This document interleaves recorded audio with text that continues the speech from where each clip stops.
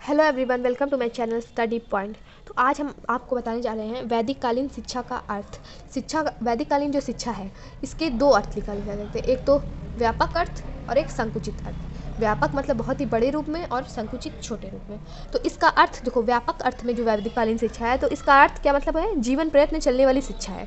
जो जब से बच्चा पैदा होता है तब से मृत्यु तक जीवन प्रयत्न उसकी शिक्षा चलती रहती है, जिसके लिए कोई अवधि की सीमा निश्चित नहीं थी। कोई अवधि या सीमा मतलब कोई टाइम पीरियड नहीं था कि कब पढ़ना है कब नहीं, जब मन तक पढ़ लो। अब ठीक है। और शिक्षा को एक ऐसा साधन समझा जाता था जो कि मनुष्य को सभ्य बनाती थी। आजकल की शिक्षा मनुष्य को सभ्य तो कुछ हद तक बना रही है, बट लोगों को का शिक्षा ग्रहण करने का उद्देश्य जो है वो सभ्य बनना नहीं रह गया है अब। परंतु ये जो वैदिक कालीन शिक्षा थी तो इसका मुख्य उद्देश्य क्या था, लोगों को ये सभ्य बनाती थी। इस तरह मनुष्य जीवन प्रयत्न विद्यार्थी ही रहता था। क्यों जीवन प्रयत्न विद्यार्थी रहता था? क्योंकि ये शिक्षा जो है वो जीवन प्रयत्न चलती थी, कभी भी कोई भी सीख सकता है। तो इसलिए जो है ये मनुष्य जो है वो जीवन प्रयत्न पूरे जीवन तक विद्यार्थी ही रहता था। ठीक है। अब उसके बाद आता है इसका संकुचित अर्थ। संकुचित अर्थ में क्या होगा वैदिक कालीन शिक्षा का?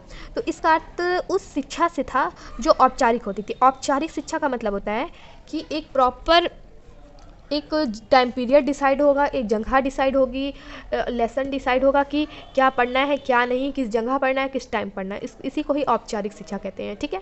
तो एक औपचारिक शिक्षा मतलब जैसे कि स्कूल में जाकर लोग पढ़ते हैं, बच्चे पढ़ते हैं, तो इसी को ही हम औपचारिक शिक्षा कहते हैं। ठीक है।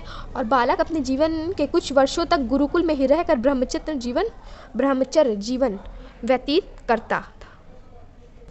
ठीक है। बालक जीवन व्यतीत करता था और वहाँ गुरु से ज्ञान प्राप्त करता था। ठीक है।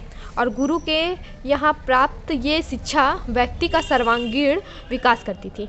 ठीक है। ये जो गुरु के वहाँ रहकर वो शिक्षा प्राप्त करता था वो उसका सर्वांगीण विकास करती थी तथा जीवन के में उनको जीविकोपार्जन मतलब कि जीवन जीने के लिए करने के योग्य भी बनाती थी। मतलब अपने जीवन को कैसे वो जिए। ठीक है। Thank you so much.